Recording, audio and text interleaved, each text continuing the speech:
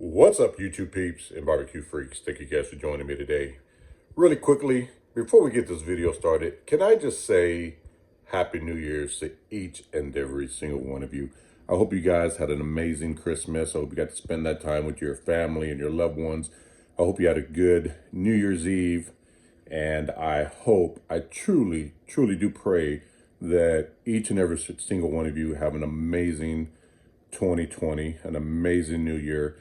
I pray health for your loved ones, for your kids.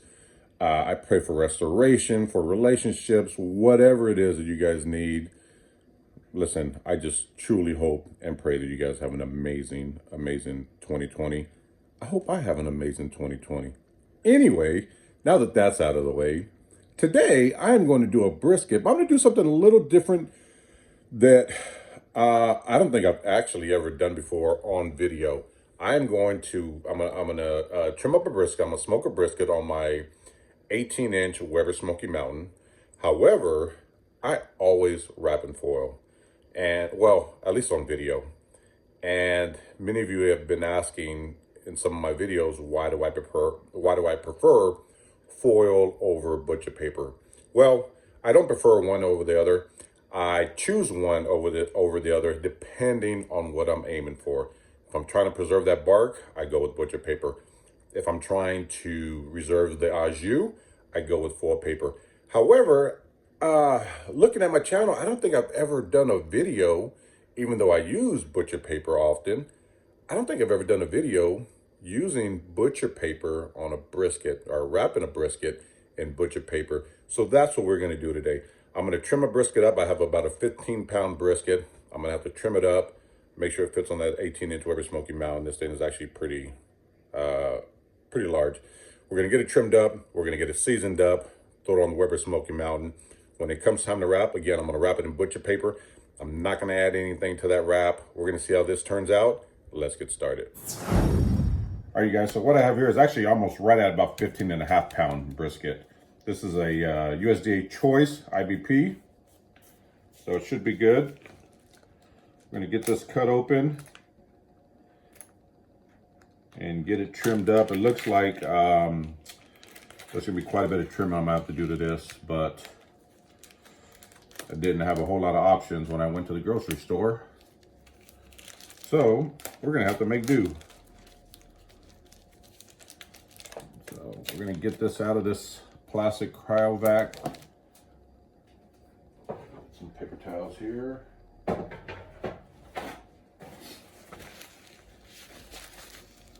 Again, you want to make sure that when you get it out of this cryovac that you get it right into the trash. You don't want to rinse it in the sink, rinse your meat off or anything like that. All this purge, all this blood is just full of bacteria that you want to get rid of. So I'm gonna get this out and get it trimmed up. Try to keep all this together here in the bag like this. And then we're gonna get it in the trash. All right, so I got out of the cryovac. There's a lot of fat on here. This top part, all this silver skin, all this fat that I'm gonna have to trim off. Even though I'm gonna cook this fat cap up, I still wanna get this fat off so that way my rub can stick to the meat. So, I mean, those of you that know how to trim up a brisket, feel free to skip this part. But if you're new to trimming or new to cooking brisket, you may want to stick around and see what I do. I want to make sure you start off with a good knife so that way you don't, or it just makes trimming easier. It's going to vary a little bit. Like here, I'm going to have to just get right on there. What I'm doing is I'm putting my hand underneath the brisket and lifting the brisket up a little bit. It just makes trimming a whole lot easier.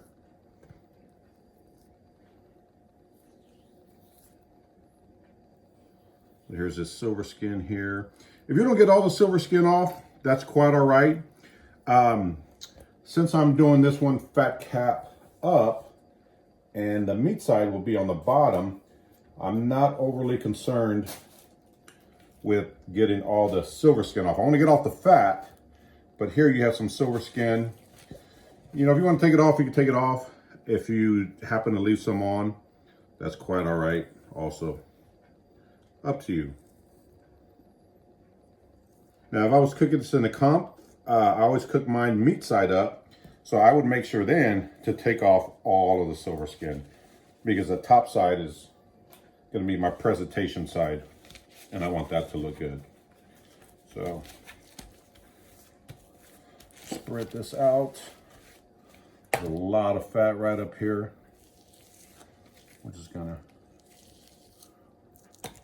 trim all that off. Now this one has more fat than most briskets normally. So some of the ones that you get might not have as much fat on there. This one, I think just because it's so big, just happen to have a bunch of extra fat on here. Really quickly, couple things here. You have this big old decal fat. This is really, really hard. You want to make sure you get that off, one. Two, the sides of this brisket on the side, I don't know if you can make it out here, but it's got this discoloration. You want to make sure you get that off.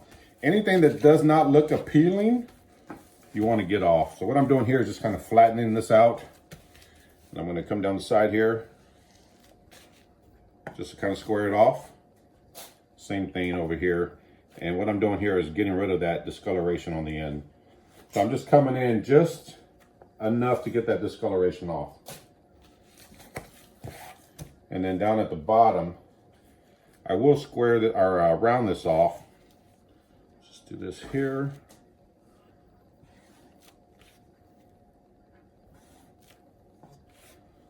Try to get this squared off. These points, you don't want your brisket to have points or sharp edges, because those will tend to flake off as they cook, or burn up as they cook. Then when you go to cut them, they flake off. So the bottom part, I just kind of rounded it off a little bit. And then again, you want to get this decal fat off. I won't show it all, but for those of you that are new, this decal fat right here, you definitely want to make sure you get off. And just lift it up, take your knife, cut right down that fat seam. And as you cut, this decal fat releases and will come right off. Just like that.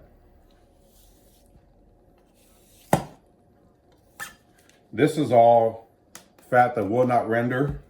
If you look at this here, I cut it in half, as you can see.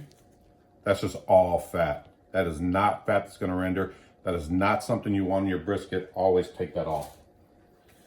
And then it's just a matter of cleaning it up. So I'm gonna come and clean this up. I'll flip it over when I get to the meat, to the fat side, and show you what that looks like. All right, so I got the meat side trimmed up like I like it. We're gonna flip it over, do this back side, this meat side, I'm sorry, this fat cap side. Now, one thing you want to do is you want to make sure that this brisket cooks evenly, so it needs to lay down flat. And here's this big old chunk of meat here, fat, that will prevent it from doing that. So what I do is I just come in and trim it right off. Now, you do cut into the meat a little bit, but in my opinion, it's worth it to make sure that this cooks evenly. Now, this fat cap here, there's a big old chunk here. I'm gonna take some of that off. It's just way too much. But again, you can trim it however you like, or trim it up however much you like. But since I'm cooking this fat cap up, now a lot of this fat will render out, but this is just way too much, and it all won't render out, all this, if I left it untrimmed. So you can leave some on there, but you want to make sure it isn't too thick, and that's all I'm doing here.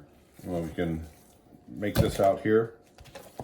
See, it isn't too thick now. I hope you can see that. It isn't too thick, which is perfect. There is Let's see, is there some of this fat down here that I want to make sure I trim off? Again, I'm just trying to even it out. If you dig a little too deep like this and you get into the meat, don't worry about it. That's quite all right. Just try to watch that. I'm just trying to shave a thin layer of fat off here is what I'm trying to do.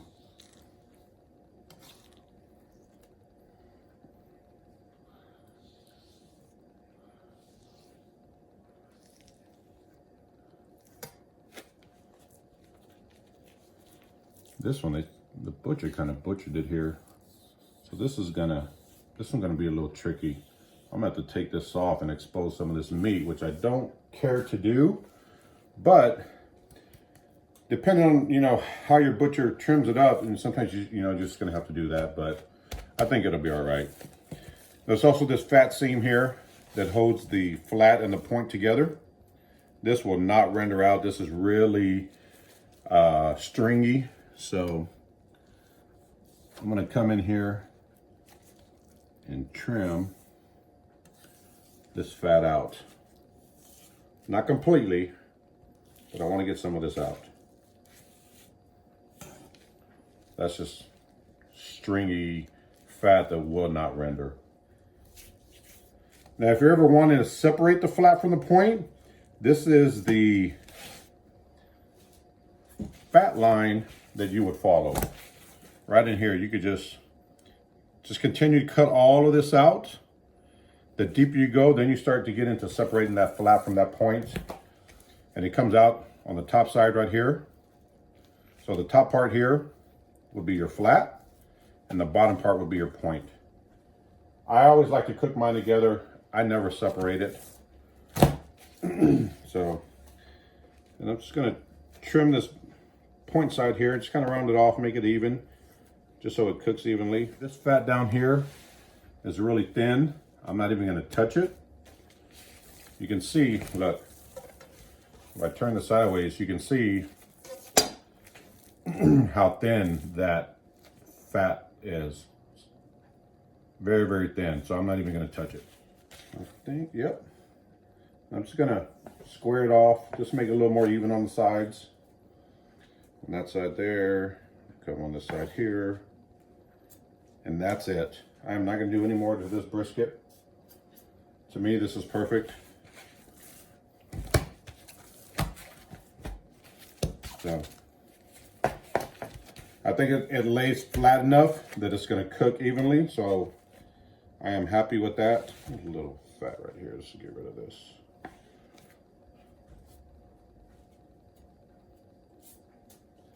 But that is it. This is what the brisket looks like.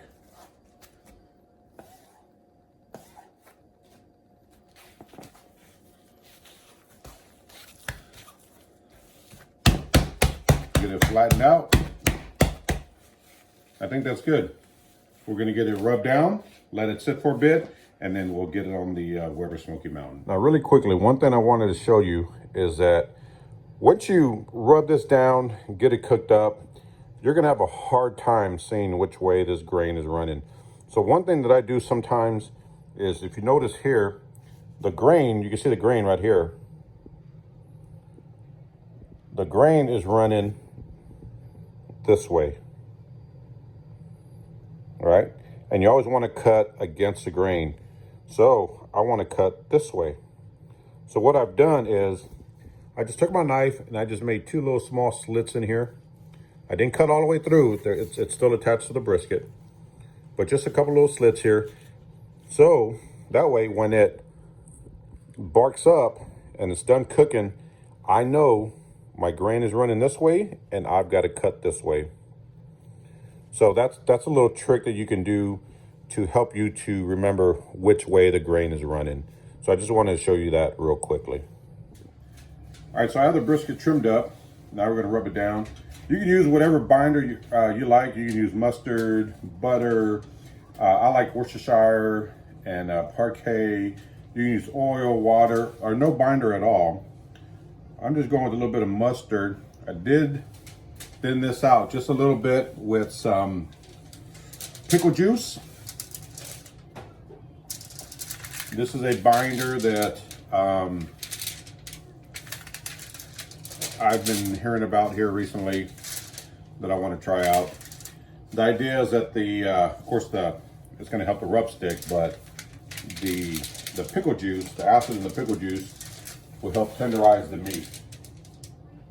How true that is, I don't know, but I have a bunch of both, so I'm going to run with it. The first thing I'm going to do is I'm going to do the sides of the brisket. Oh, the rub I'm using is this cow cover from Barbaqoa. This is a really, really good rub. I really like this stuff. It is really, really good. So this is a really good Texas rub. You guys have seen me use it if you follow me. You guys have seen me use it in a video before. If you're looking for a good Texas rub, this is it. I will leave a link below where you can find it. I don't get anything from it, but I just think it's a really good rub, and I want to bring it to you. So the next thing I'm going to do is, and by the way, I laid a piece of foil down on my cutting board just so that way the mustard doesn't stain my cutting board, just FYI. The next thing I'm going to do is I'm going to come back with, I just got some coarse black pepper. In Texas, you know, if you guys had ever had Texas barbecue, you know that the pepper is synonymous with Texas barbecue. It just goes really good with it. So while that Barbaqoa is really excellent by itself, I'm going to go ahead and just add a little bit of coarse black pepper to this anyway, just because.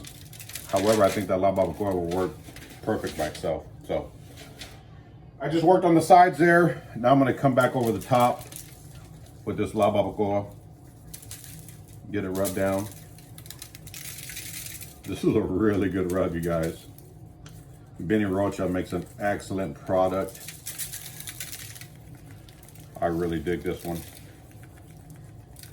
This is even a really good comp rub.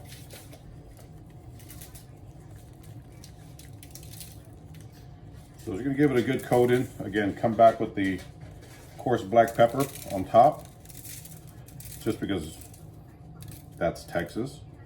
And I like coarse black pepper on my briskets. And I'm gonna get it flipped over and do the same thing to the other side.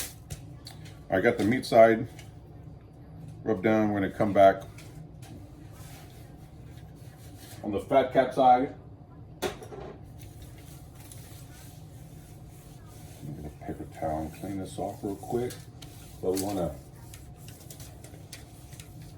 get that rubbed down really good.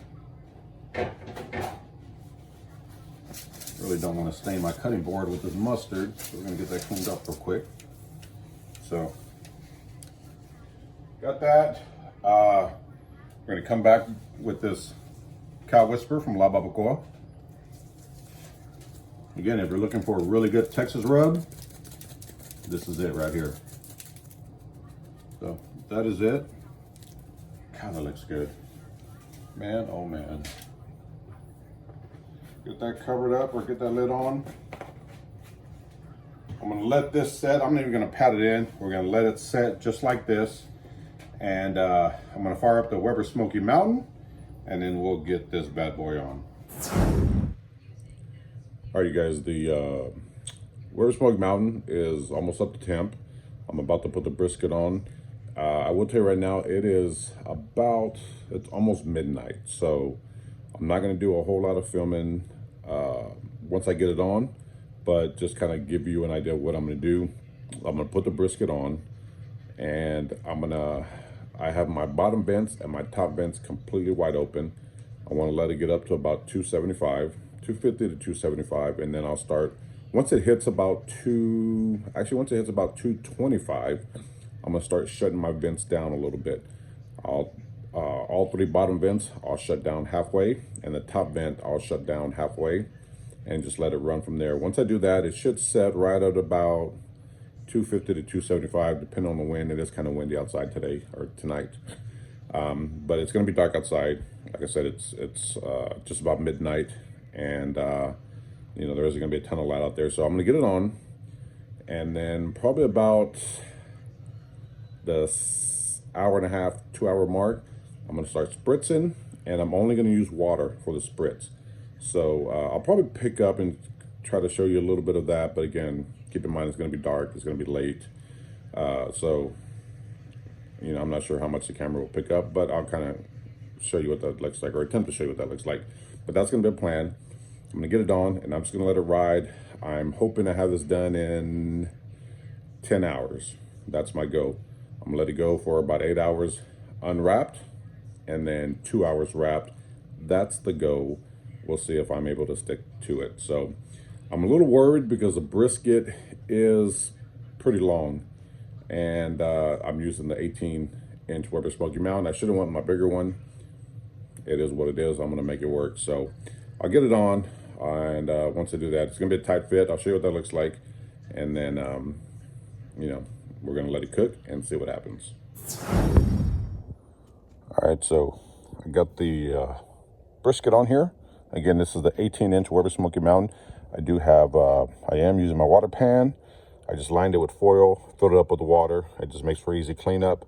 Now this is a tight fit, but I made it work. So it'll shrink up as it cooks. So I'm not overly concerned about that, but we got it on. Again, bottom vents are completely wide open.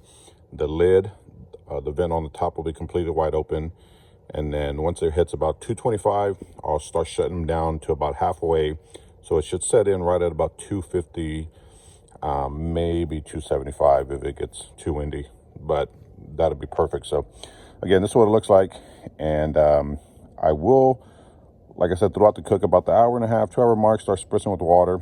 And then I will pick back up once I wrap it in the foil so you guys can see that part. Just in case I don't film the spritzing, just know that I am going to spritz it, but I'm only going to use water. All right, you guys, the brisket has been going for right at 8 hours, and the temp has actually been lower than I was expecting it to be. So this brisket has been cooking at about 230, 240 degrees the entire time, but it's been really consistent. So this bark is set. I like the way that looks. We're going to get it wrapped up in this butcher paper and back on the Weber Smokey Mountain. And when I do this, I'm going to do it fat cap, or when I put it back on the Weber Smokey Mountain, I'm going to make sure it's fat cap up. So get this over here.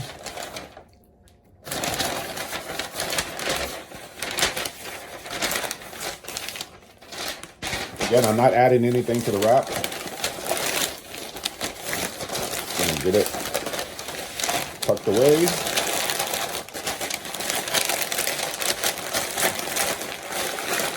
Just like that. And then get it back on the pit. At this point, it's probably gonna go at least another 2 hours. And then we'll check it at that point. I did check the temperature with my thermopen here, and it was reading about 165, so it's right in that stall area. So we're gonna get we got it wrapped up. We'll get it back on the Weber Smokey Mountain, and I'll pick back up once it's done. This brisket is done. Just checked it with my thermopen, and this thing is going through like butter. You can see the temp, about 208. I'm not really going by that. That's just a, you know, like a guideline, but man, this thing's just sliding right in.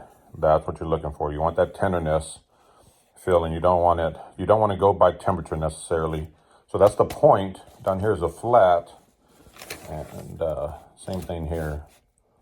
It's, as you can see, it's 207, 208. So it's even all the way around, and this thing is just sliding right in with these. So this thing is done. What I'm going to do now is wrap it in a towel, and I'm going to put it in the cooler and let it sit for about an hour. This brisket has been cooking for a total of just over 12 hours. So it went, I believe it was about 8 hours unwrapped, and in the butcher paper, another 4 hours. Normally when I use foil, it only takes 2 hours. Butcher paper, what I've noticed is it does take longer to cook. And that's because the pores in the butcher paper breathe and let the hot air in and out, unlike foil that traps everything in. So when it's wrapped in foil, all that heat kind of stays trapped in the brisket, cooks it faster. With the butcher paper, that heat's going to come out, so it's going to take longer. So just kind of keep that in mind. If you're ever using butcher paper, you're going to, you know, add an hour or two to your cook time. That's what I found so far. So I'm going to wrap it up in a towel, put it in the cooler, and I'll pick back up once it's time to cut into it. All right, this is brisket. This brisket has been resting for about an hour, just a little bit over an hour. So we're going to open this bad boy up and see what it looks like. Oh yeah. Look at that. Oh man. Can you guys see? I don't know if you could, this thing is tender. This, I don't know if you're able to tell, but man, that looks good. There's a spot here that's kind of soft. I'm not sure why. But that's quite all right, because what I'm going to do, and just FYI, this brown butcher paper here with all this grease, this is excellent to save, and you can use this to start your next fire. I'm not going to do that though. In the trash it goes. So one thing I am going to do, I am going to finish this with my finishing dust. Let me grab it real quick.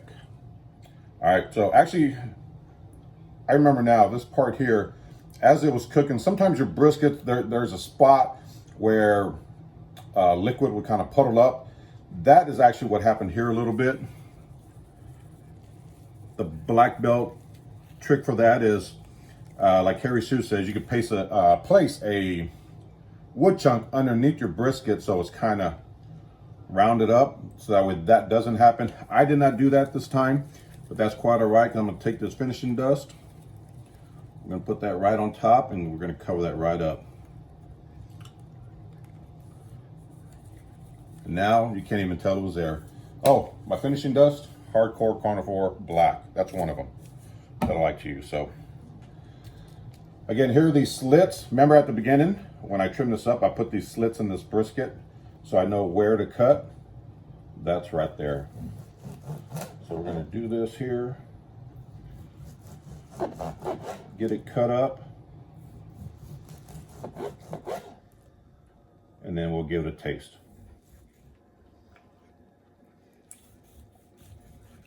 So I'm going to cut one more here on the flat, and then we're going to take a look at it, see what it looks like. Now let's take this piece right here.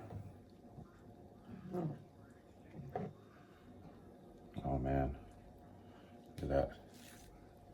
That looks good. Nice and moist. We'll see how tender it is. Right over the finger.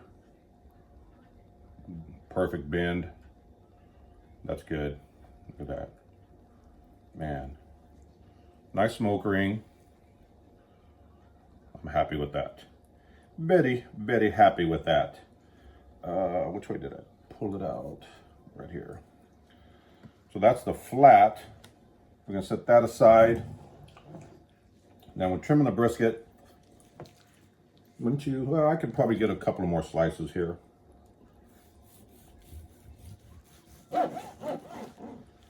You guys able to make out that moisture? Man, that's tender. You guys see that? Look at that. That is moist. I think I'm gonna go one more slice and then I'm gonna turn it. You wanna turn this brisket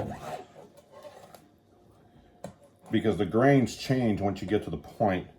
So we'll turn it this way and start, let me get this out of the way. All right, get this, gosh, this is tender.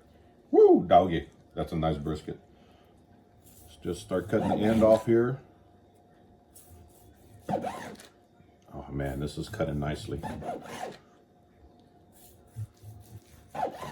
This fat definitely rendered out nicely. I was a little worried about that. But let's take a look at this. See that? So here's the point. Looks good.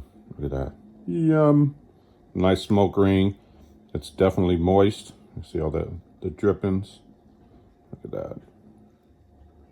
Nice. Let's get the rest of this cut up.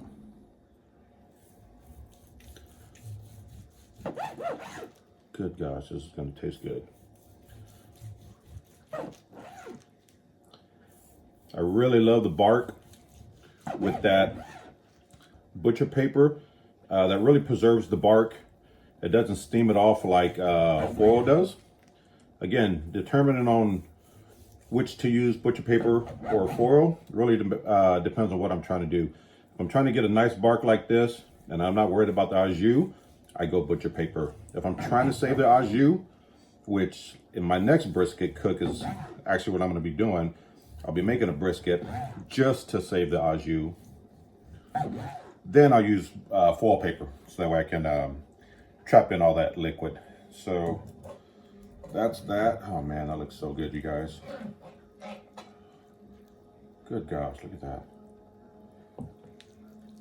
That is nice. Let's give this bad boy a taste. I'm excited to try this one. Nice smell. Look at that. Nice bark. Moist. This is part of the point. My favorite part. Let's give it a taste. Look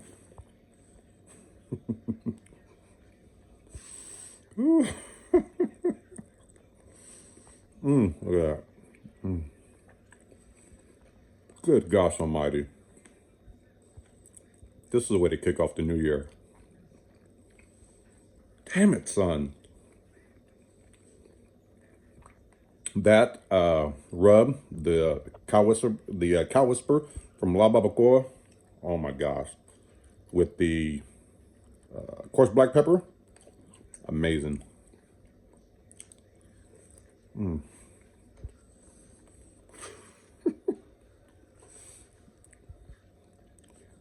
I'm going to tell you something. I make brisket a lot. This is probably one of the better ones that I've made. This tastes damn good. Nice and tender, moist, extremely flavorful. It is excellent. Definitely a great way to start off the new year. Man, again, excuse me. I hope each and every single one of you have an amazing, amazing 2020. I hope this year is good to you. I hope you enjoyed the video, and I look forward to spending this new year with you guys, growing my channel, making new friends, traveling to new places. I think it's going to be a good year. I hope you guys enjoyed this video. I will see you guys next time. Take care.